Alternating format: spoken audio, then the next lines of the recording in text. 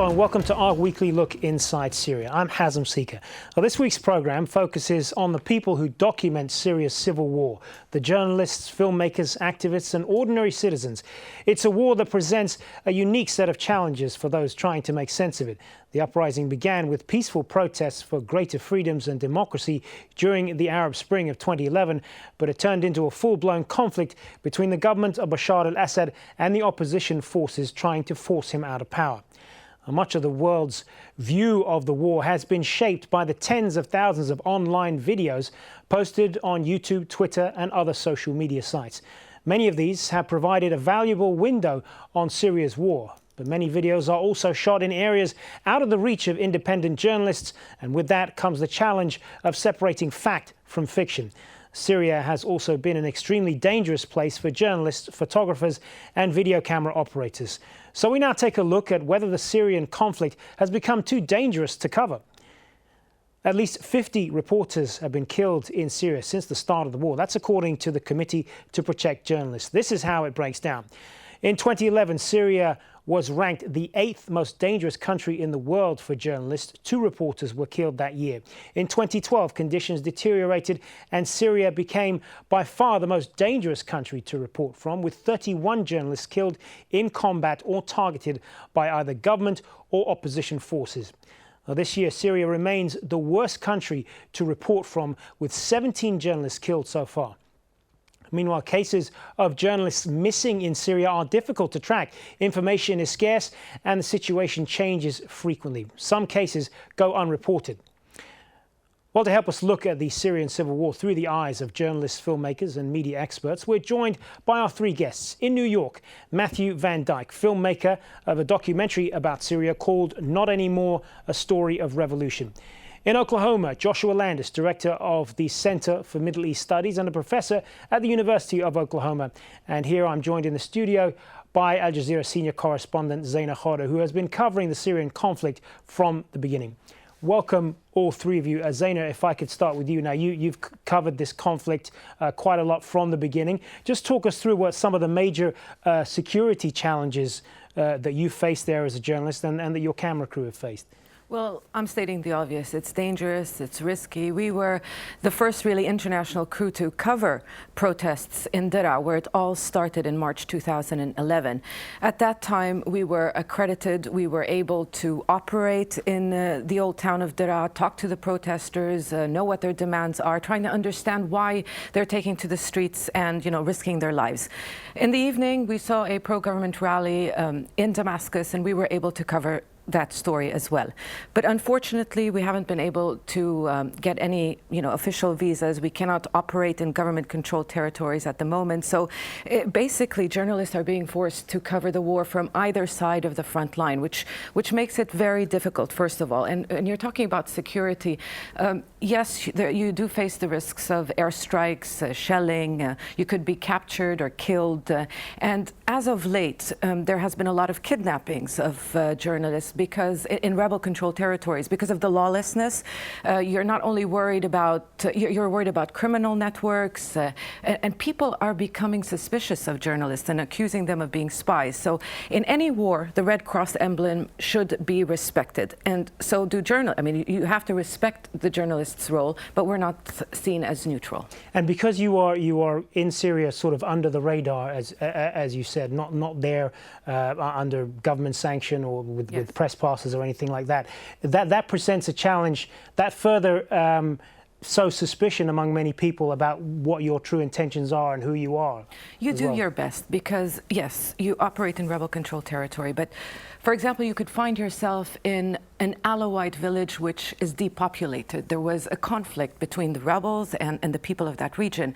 And unfortunately, we're talking in sectarian terms. But you start going into these people's homes and you see how they fled quickly. Then you try to understand from the other side, the rebels, why did this happen? Are you seeing the community as a whole as your enemies right now? This is the only way to try to understand is talking to the people on the ground, because there's 2 sides to this conflict. Of course, there's a multitude of players, but we do our best to try to see what both sides feel about what's going on. And the country is divided, loyalties are divided, and society is torn apart. Let's talk a little bit more about some of these online videos which have been uploaded to places like YouTube and Twitter and all the social media.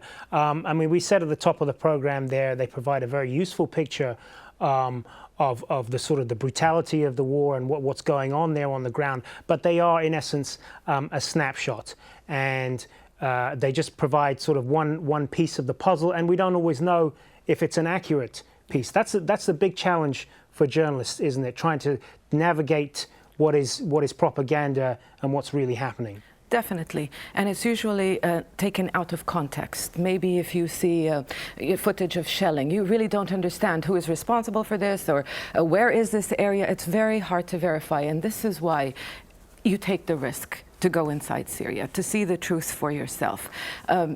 There's human suffering on both sides in this conflict.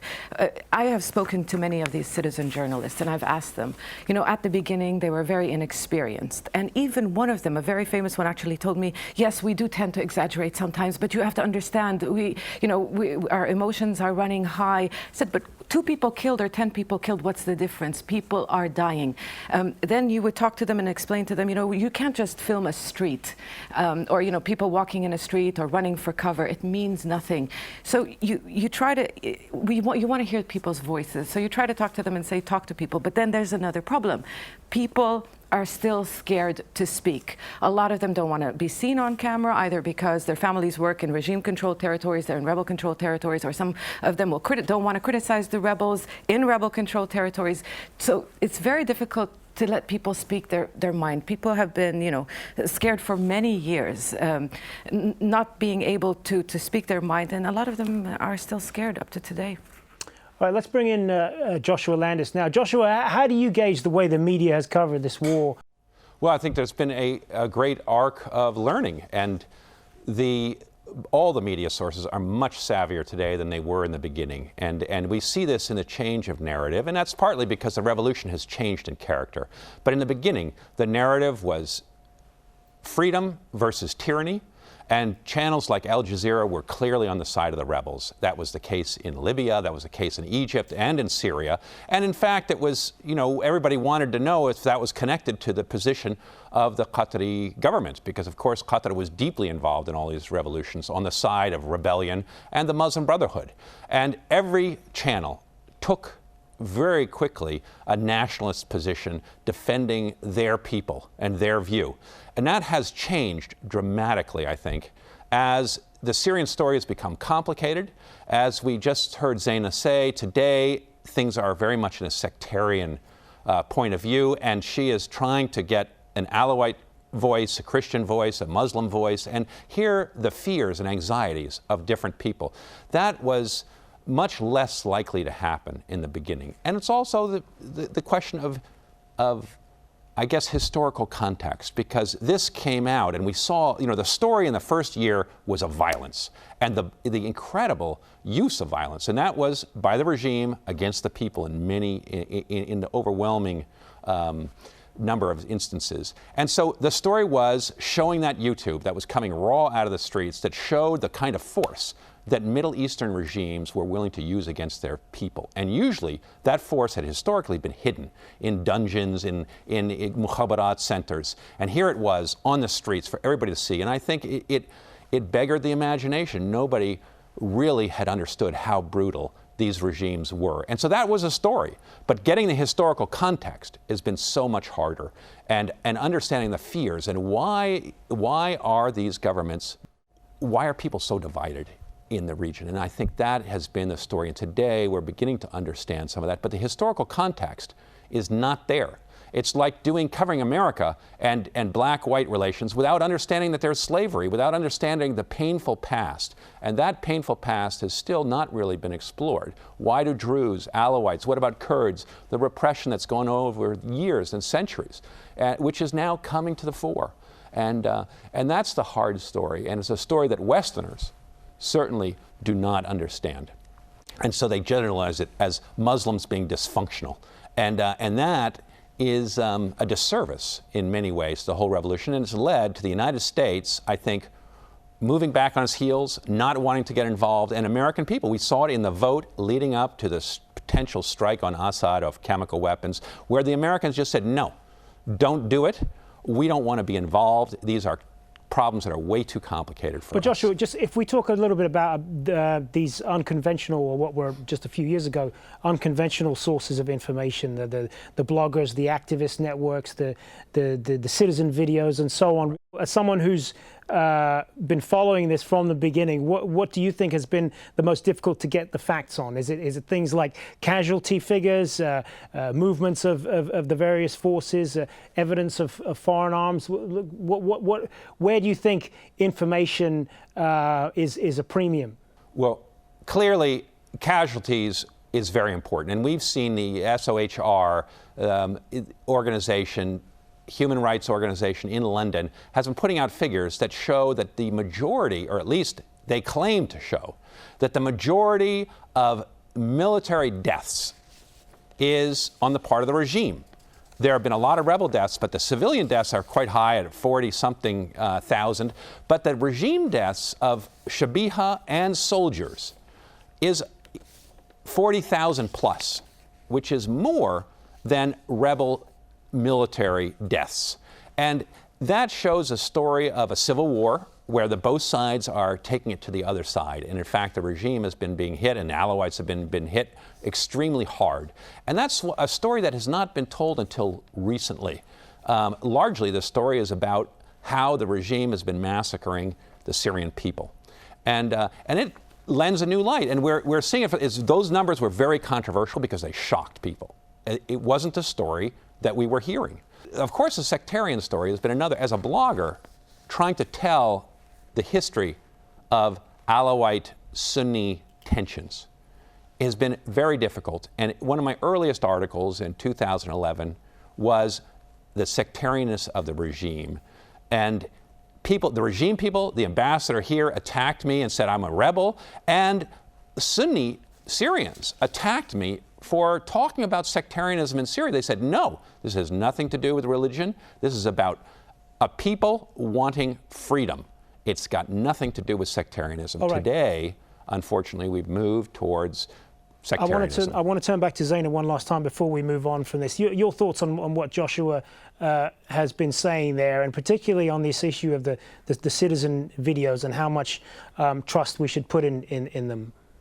Well, the biggest problem is it's not in any context, and this is where it's difficult. That's why it would be much better for journalists to be able to enter Syria, either the government side as well as the rebel side, to try to understand what is happening on the ground.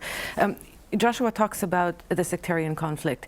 There are many layers to this conflict. There's also the urban-rural divide. We have to remember that it all started in the villages. Even today, the government still controls, the cities in mostly every province apart from Raqqa.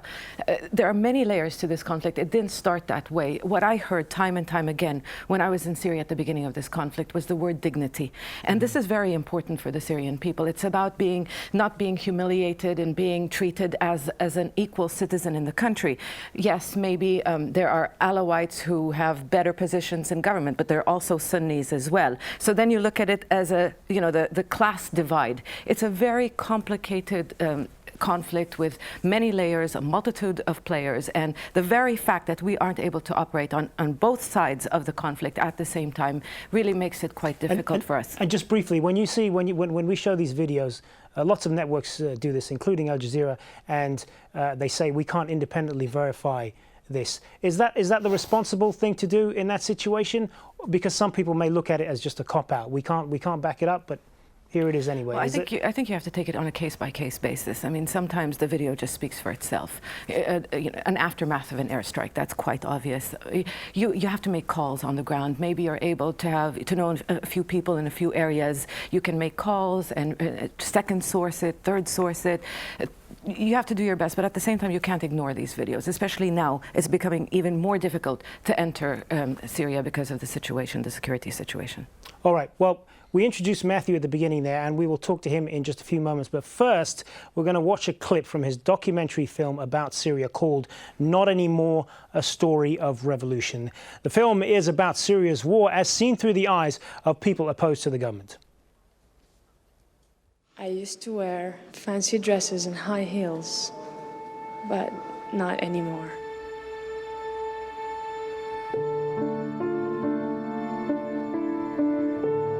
I'm 24 years.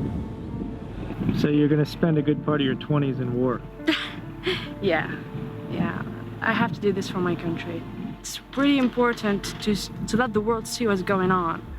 You know, I think nobody knew Syria, even on the map, before this revolution, and now everybody knows what's going on in Syria, and that's because of the press covering what's going on.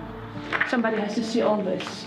Somebody has to know what this monster is doing to us and to his own people. And I'm making sure that somebody's gonna know. All the people in the world are going to see this.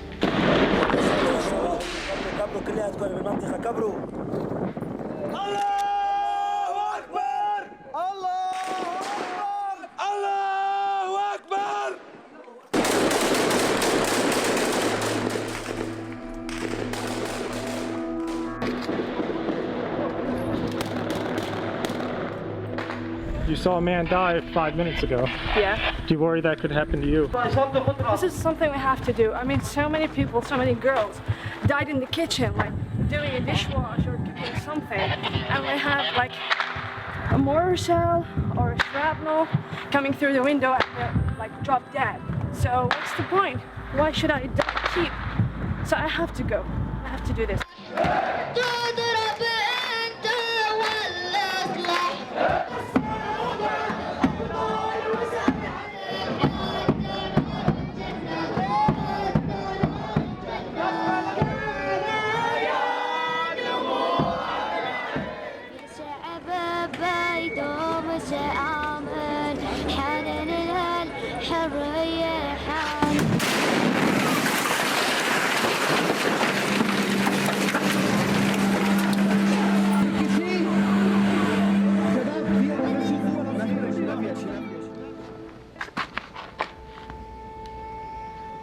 Bashar.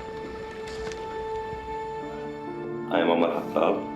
I am 32 years old. My nickname is Muawiyah. I was a civilian before the revolution started, but now I'm fighting with the Free Syrian Army against Bashar al-Assad regime. Keep one bullet here in Syria. You keep it for yourself. It's better than the regime catch you. I will guarantee that for you. You must keep one bullet.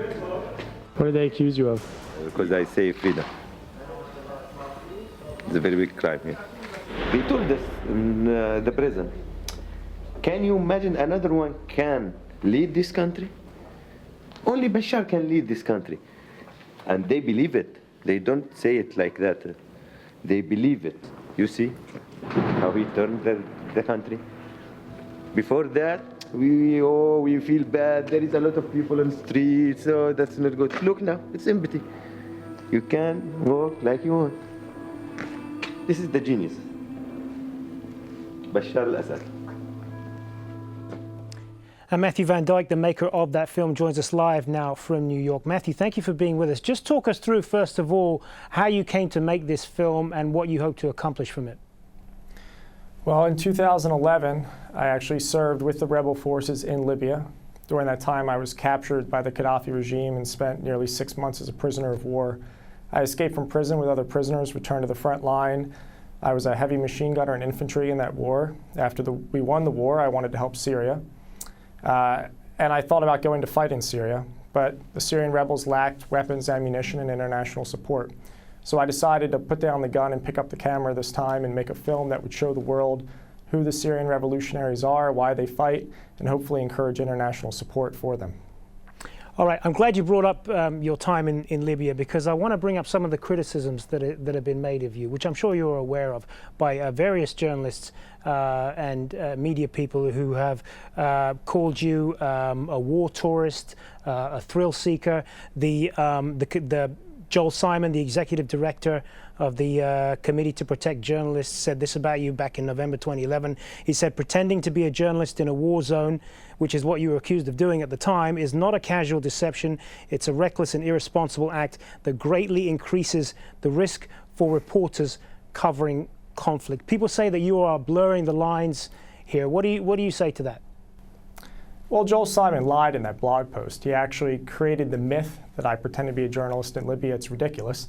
He had nothing to substantiate it. He's actually put journalists in danger by creating that myth, and it will, in 2014, probably be the subject of legal action. Why you say why? So these are libelous accusations that are going to end up in court. Well, I never pretended to be a journalist in Libya. I went there as a fighter. I was a fighter. I was a documentary filmmaker before that. He made libelous accusations. Recently, I had a phone call with him in which he wasn't able to substantiate them at all. And in the coming months, the public's going to see exactly what went on with that Joel Simon accusation. I have plenty of evidence. It'll probably end up in court. But when you were in Libya, first of all, and the various media reports said that you had fought on the rebel side. Then months later, you turn up in Syria. Can you see why people are leveling this accusation at you that you are this sort of thrill seeker with a gun and a camera? Well, I have experience filming. I spent years in the region filming. I'm not a journalist. My journalist credentials, I wrote a few articles. I've never been paid for an article. I have a master's degree in security studies with a Middle East concentration. I spent years in the region. I had very good friends in Libya, personal friends. I went to help my friends. It was a personal mission for me. As a result of my service in Libya, I became very strongly motivated to assist with the overthrow of authoritarian regimes. It's what I believe in. It's pretty much full-time what I do, and I'm going to pursue a cause I believe in. A lot of foreign fighters have gone to Syria. Would you call them war tourists or thrill seekers? I don't think so. They believe in something, usually something a little different than what I believe in. But we're all going for a purpose. I fight for what I believe in, and people can judge me how they want. But these criticisms are rapidly fading as people learn more about what I do and what I'm about and see the product of my work. All right. Zeina, you heard the comments there from Matthew. He's saying a lot of this criticism is unjustified, and he's never tried to hide his purpose in being in places like Syria. What's your response? Well, I've seen a lot of independent journalists, freelance journalists, cross the border, walk into Syria, and they're very young and inexperienced. I'm not saying Matthew is inexperienced, no, and you ask them, where are you going? Oh, we're going to try to find a few rebels who can take us to Aleppo. Hop on a bus and go to Aleppo.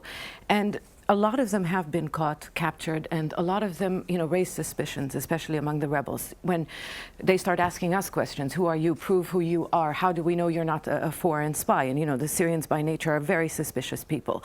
So, of course, the very fact that, freelance journalists, independent journalists, and they put their lives in danger too. I mean, it is a very difficult situation, especially if you don't have any person who speaks the local language with you. But I would like to ask him, why did he specifically pick these two characters for his documentary? I mean, they're the English-speaking Syrians. Is there any reason why you picked these two? Are you not being a little selective in all of this? Well, I'm a documentary filmmaker. I have to be selective. I did maybe 15, 20 interviews while I was there with civilians and rebel fighters.